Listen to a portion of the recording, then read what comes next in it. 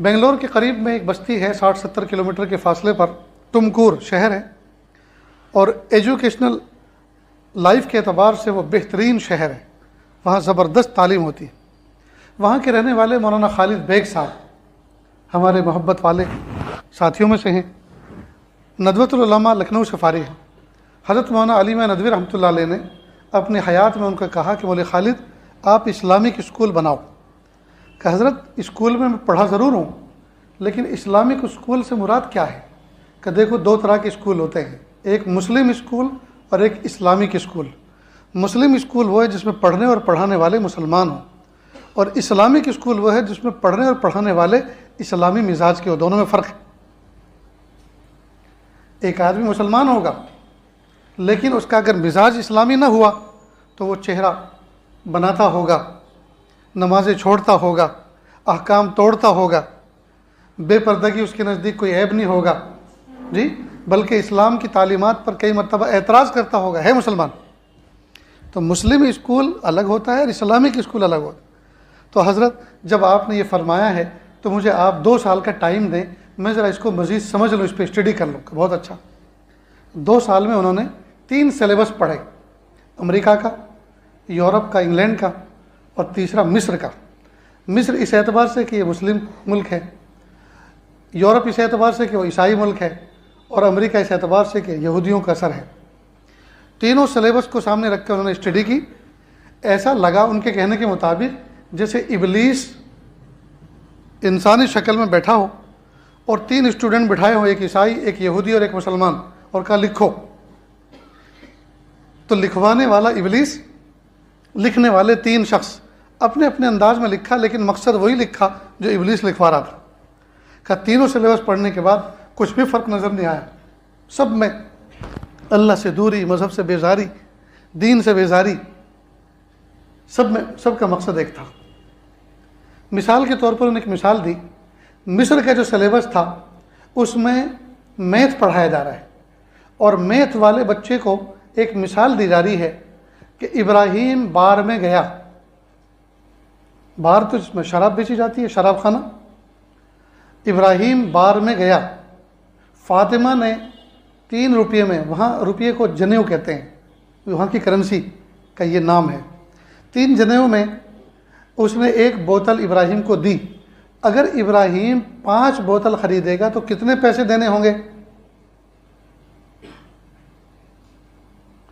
تو ہے تو یہ جمع کا حساب، لیکن اس نے اس حساب کے اندر کئی چیزیں سکھا دی۔ ایک تو ابراہیم کا شراب خانے میں جانا برا نہیں، دوسرا فاطمہ نام کی مسلم لڑکی کا بار گرل بننا برا نہیں، تیسرا شراب پینا برا نہیں، خریدنا برا نہیں۔ تو سکھانا تھا حساب، اور سکھا دیا کچھ اور۔ ٹھیک یہی نظام اس وقت ہمارے ماحول میں چل رہا ہے۔ دنیاوی عصری تعلیم کے چکر میں کفر پڑھایا جا رہا ہے، دین سے بیزاری،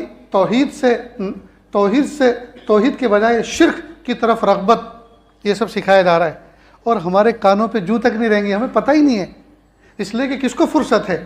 باپ صبح سے لے کر پیسہ پیسہ پیسہ، پیسہ ہو چاہے جیسا ہو، شام کو جاتا ہے دسترخوان پہ بیٹھتا تو اتنی فرصت نہیں ہے بچوں سے ہیلو ہائی کریں، پوچھیں بیٹا نماز پڑھی، اسکول گئے تھے، مدرسے گئے تھے، ہوم ورک کیا، میں کھانے کے بعد دیکھوں گا، تمہاری کاپی چیک کروں گا، تو فرصت نہیں ہے۔ وہ ادھر فون لگا رہا ہے، ادھر لگا رہا ہے، کھا رہا ہے، اسے یہ پتہ نہیں میں کیا کھا رہا ہوں، اس کا ذائقہ کیا ہے، بیوی پریشان۔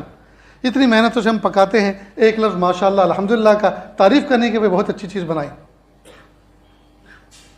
ایسے میں تم جتنے مصلی یہاں بیٹھے سب کے ہاتھ چیک کروں تو میرے سے زیادہ نرم ہوں گے، روئی کی طرح۔ کیوں؟ اس لیے کہ کوئی ہتھوڑا چلانے والا کام تو ہے نہیں اس زمانے میں، کوئی تیشا چلانے والا کام تو ہے نہیں اس زمانے میں، سب یا تو انٹرنیٹ پہ بیٹھے ہوئے ہیں یا آفس میں بیٹھے ہوئے ہیں، کوئی کام نہیں ہے جی۔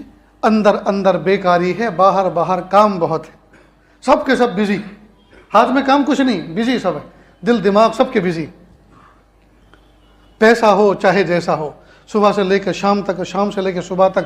اور ہمیں اس بات کی فکر نہیں کہ ہمارے بچے کیا کفر پڑھ کے آ رہے ہیں، کیا پی کے آ رہے ہیں، کیا کھا کے آ رہے ہیں۔ میرے بھائیو، اللہ کے لیے وقت نکالو، اپنے بچوں کو لے کر بیٹھو، وہ سلیبس میں آج کیا پڑھ کر آئے ہیں جی، ایسے ایسے سوالات ان سے کیے جا رہے ہیں، بتاؤ تمہارے ماحول میں ارد گرد کون کون سے درخت وہ ہیں جن کی پوجا کی جاتی ہے، اور تم کون سے درخت کی پوجا کرتے ہو؟ بتائیے مومن بچہ کیا جواب دے گا؟ اور اس سوال نامے میں جو سوال کیا گیا اس پر 25 مارک اس کو ملنے والے۔ ہم نے کوئی تیاری کی؟ ہم نے کچھ سکھایا اپنے بچے کو؟ اس لیے جو زہر وہاں سے وہ سیکھ کر آ رہے ہیں، پی کر آ رہے ہیں، اس کا تریاق ہمیں اپنے گھر میں آب زمزم سے غسل دینا ضروری ہے۔ اور یہ اسی وقت ہو سکے گا جب ہم روزانہ مغرب بعد عشاء بعد کوئی نہ کوئی وقت نکال کے اپنے بچوں کو کہ بیٹا آج تم نے کیا پڑھا، آج تمہارے ٹیچر نے کیا تقریر کی تمہارے سامنے، آج تمہارے ذہن میں کیا بٹھایا؟ بیٹا دیکھو اسلام اس بارے میں یہ سمجھاتا ہے، ہمارے نبی اس بارے میں یہ فرماتے ہیں، اور اللہ اس چیز سے خوش ہوتے ہیں، اس چیز سے ناراض ہوتے ہیں۔ اور اس کا آسان حل تو پھر ایک تو یہی ہے کہ ہم اپنے تعلیمی ادارے خود ڈیولپ کریں، جو بنے بنائے ہیں، نئی انرجی صرف کرنے کی ضرورت نہیں ہے، جو بنے بنائے ہیں انہی کے اندر نصاب تبدیل کرنے کی ضرورت ہے، اور پڑھانے والے اساتذہ ایسے ہوں جو ایمان کے پکے ہوں۔ اگر وہ کفر بھی پڑھائیں گے، اوپر سے مجبوری کی وجہ سے کفر بھی پڑھائیں گے، تو کفر اور ایمان کو الگ کر کر کے وہ سمجھائیں گے۔